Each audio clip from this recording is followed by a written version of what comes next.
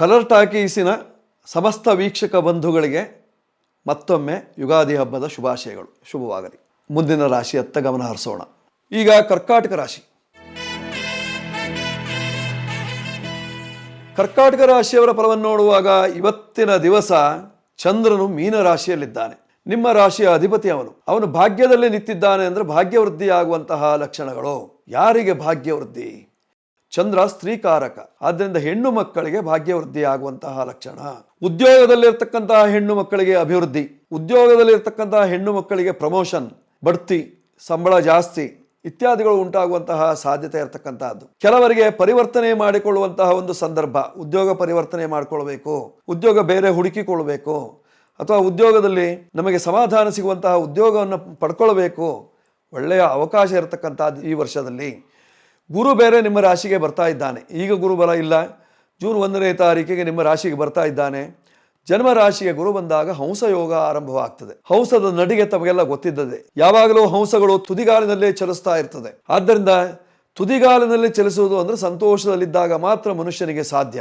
ಆದ್ದರಿಂದ ಸಂತೋಷವನ್ನು ಪಡುವಂತಹ ಹಂಸಯೋಗದ ಫಲವು ಲಭ್ಯವಾಗುವಂತಹ ಲಕ್ಷಣಗಳು ಕರ್ಕಾಟಕ ರಾಶಿಯವರಿಗೆ ಈ ವರ್ಷದಲ್ಲಿದೆ. ನೋಡಿ, ನಿಮ್ಮ ರಾಶಿಗೆ ಬಂದಂತಹ ಗುರು ಅಕ್ಟೋಬರ್ ತಿಂಗಳಲ್ಲಿ ಅವನು ಸಿಂಹರಾಶಿಯನ್ನು ಪ್ರವೇಶವನ್ನು ಮಾಡ್ತಾನೆ. ಸಿಂಹರಾಶಿಗೆ ಬಂದ ಅಂದ ತಕ್ಷಣದಲ್ಲಿ ಸಿಂಹೇಸ್ಯಾದ ಬಲ ನಾಯಕ, ಬಲವೃದ್ಧಿ, ಆಗ ನಿಮಗೆ ಶ್ರೇಯೋಭಿವೃದ್ಧಿ ಆಗುವಂತಹ ಲಕ್ಷಣಗಳು.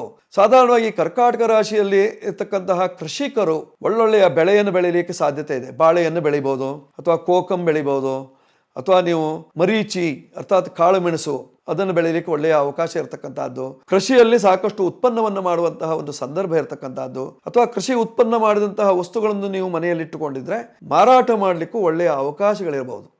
ಯಾಕೆ ಹೇಳ್ತಾ ಇದ್ದೇನೆ ಅಂದರೆ, ಈ ಕರೆ ಮೆಣಸನ್ನು ಸಾಧಾರಣವಾಗಿ ಕಾಳು ಮೆಣಸನ್ನು ಸಾಧಾರಣವಾಗಿ 2-3 ವರ್ಷ ಇಟ್ಕೊಂಡಿರ್ತೀರಿ. ಈ ವರ್ಷದಲ್ಲಿ ಅದಕ್ಕೆ ಒಳ್ಳೆ ಬೆಲೆ ಬರುವಂತಹ ಸಾಧ್ಯತೆ ಇದೆ.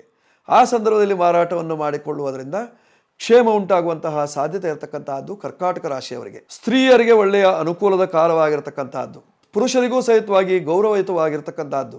ವ್ಯಾಜ್ಯ ಇರುವವರಿಗೆ ವ್ಯಾಜ್ಯದಲ್ಲಿ ವಿಜಯವನ್ನು ಪಡೆಯುವಂತಹ ಒಂದು ಸೌಭಾಗ್ಯ ಯೋಗ ಈ ಸಂದರ್ಭದಲ್ಲಿ ಇರತಕ್ಕಂತಹದ್ದಿದೆ ಕರ್ಕಾಟಕ ರಾಶಿಯವರಿಗೆ. ಕರ್ಕಾಟಕ ರಾಶಿಯವರು ಬಳಸಿಕೊಳ್ಳಬೇಕಾಗಿರ್ತಕ್ಕಂತಹ ಸಂಖ್ಯೆ 2, ನಿಮ್ಮ ರಾಶಿಯ ಅಧಿಪತಿಯ ಸಂಖ್ಯೆ, ಅದು ಬಳಸಿಕೊಳ್ಳಿ. ಹಾಲು ಬಣ್ಣ, ಬಿಳಿ ಬಣ್ಣದ ವಸ್ತ್ರಗಳೆಲ್ಲ ನಿಮಗೆ ಅನುಕೂಲವನ್ನು ತರ್ತದೆ.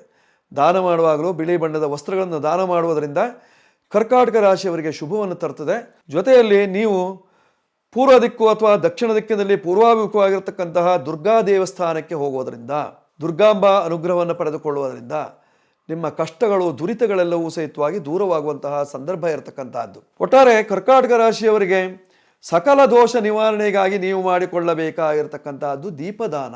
ಒಂದು ದೀಪ, ಅದಕ್ಕೆ 5 ಕದರಗಳು. ಆ ದೀಪವನ್ನು ನೀವು ಹಚ್ಚಿ ಅದನ್ನು ದಾನವನ್ನು ಮಾಡಿದ್ರಿ, ಯಾವುದಾದ್ರೂ ದೇವಸ್ಥಾನಕ್ಕೆ ಕೊಟ್ರಿ, ಅಥವಾ ಯಾವುದಾದ್ರೂ ಗುರು ಮಠಕ್ಕೆ ಕೊಟ್ರಿ, ಅಥವಾ ಯಾವುದಾದ್ರೂ ಸಂಘ ಸಂಸ್ಥೆಗಳು ನಡೆಯುವಂತಹ ಜಾಗಕ್ಕೆ ಕೊಟ್ರಿ, ಅಥವಾ ನೀವು ಮನೆಯಲ್ಲೇ ದೇವರ ದೀಪವನ್ನು ಹೊಸತಾಗಿ ಪರಿವರ್ತನೆಯನ್ನು ಮಾಡಿದ್ರಿ, ಕಾಮಾಕ್ಷಿ ದೀಪ ಮನೆಯಲ್ಲೊಂದು, ಈ ರೀತಿಯಲ್ಲಿ ಏನಾದ್ರು ಮಾಡಿಕೊಂಡ್ರಿ, ಆಗ ಚಂದ್ರನ ಬಲದಿಂದ ನಿಮ್ಮ ಮನೆಯಲ್ಲಿ ಬೆಳಕು, ಸದಾ ಕಾಲದಲ್ಲೂ ಬೆಳಕಾಗುವಂತಹ ಸಾಧ್ಯತೆ ಇರತಕ್ಕಂಥದ್ದು. ಇದನ್ನು ಮಾಡ್ಕೊಳ್ಳಿ. ಇದರಿಂದ ಶುಭ ಇದೆ, ನೆಮ್ಮದಿ ಉಂಟಾಗ್ತದೆ, ಆರೋಗ್ಯ ಭಾಗ್ಯಕ್ಕೆ ಒಳ್ಳೆಯ ಅನುಕೂಲವನ್ನು ಮಾಡಿಕೊಡುವಂತಹ ಸಾಧ್ಯತೆ ಇದೆ ಕರ್ಕಾಟಕ ರಾಶಿಯವರಿಗೆ. ಕರ್ಕಾಟಕ ರಾಶಿಯವರು ಹೇಳಬೇಕಾಗಿರ್ತಕ್ಕಂತಹ ಮಂತ್ರ ಯಾವುದು? ಚಂದ್ರನ ಮಂತ್ರ ಹೇಳಬೇಕು. ಚಂದ್ರನ ಮಂತ್ರ ಯಾವುದು? ದಧಿಶಂಕ ತುಷಾರಾಭಂ ಕ್ಷೀರೋದಾರ್ಣವ ಸಂಭವಂ ನಮಾಮಿ ಶಶಿನಂ ಸೋಮಂ ಶಂಭೋರ್ ಮುಕುಟಭೂಷಣಂ. ಇದನ್ನು ಪಠನ ಮಾಡುವುದರಿಂದ ನಿಮಗೆ ಕ್ಷೇಮವಾಗ್ತದೆ. ಒಮ್ಮೆ ಆಗಿಲ್ಲ, ಇದನ್ನು ದೊಡ್ಡದಾಯಿತು ಮಂತ್ರ, ಸಣ್ಣ ಮಂತ್ರ ಹೇಳ್ತೇವೆ. ಓಂ ಚಂದ್ರಾಯ ನಮಃ ಹೇಳಿ, ತೊಂದರೆ ಇಲ್ಲ. ಅಥವಾ ಲಕ್ಷ್ಮೀ ಸಹೋದರಾಯ ನಮಃ ಹೇಳಿ, ಅನುಕೂಲ ಮಾಡಿಕೊಳ್ಳುವುದರಿಂದ ಕ್ಷೇಮ ಉಂಟಾಗುವಂತಹ ಲಕ್ಷಣ. ಇದನ್ನೆಲ್ಲ ಮಾಡಿಕೊಳ್ಳಿ, ಶುಭವಾಗುತ್ತೆ. ಈ ಸಂದರ್ಭದಲ್ಲಿ ತಾವು ಮುಖ್ಯವಾಗಿ ಮಾಡಬೇಕಾಗಿರ್ತಕ್ಕಂಥದ್ದು ಮನೆಯ ಹಿರಿಯವರಿಗೆ ಗೌರವವನ್ನು ಕೊಡಬೇಕಾಗಿರ್ತಕ್ಕಂಥದ್ದು. ನೀವು ಪ್ರತಿನಿತ್ಯವೂ ಗೌರವ ಕೊಡ್ತೀರಿ ನಿಜ, ಆದರೆ ಹೊಸ ವರ್ಷ ಬಂದಾಗ ನಾವು ಅವರಿಗೆ ವಿಶೇಷವಾಗಿ ಹೊಸ ವಸ್ತ್ರವನ್ನು ಕೊಟ್ಟು ಅವರಿಗೆ ನಮಸ್ಕಾರವನ್ನು ಮಾಡಿ ಅವರ ಆಶೀರ್ವಾದವನ್ನು ಪಡೀತೇವೆ ಅಂತಾದಾಗ ನಮಗೆ ಸದಾ ಕಾಲದಲ್ಲೂ ವರ್ಷ ಪೂರ್ತಿ ನಾವು ಸುಖವಾಗಿರಿ ಅಂತ ಹರಸ್ತಾರೆ. ಆ ಹಾರೈಕೆಯನ್ನು ಪಡೆದುಕೊಳ್ಳುವಂತಹ ದಿವಸವಾಗಿದೆ ಕರ್ಕಾಟಕ ರಾಶಿಯವರೇ. ಮಾಡಿಕೊಳ್ಳಿ, ಶುಭವಾಗುತ್ತೆ. ಶುಭ ಫಲದಲ್ಲಿ ಶುಭವಾಗಲಿ.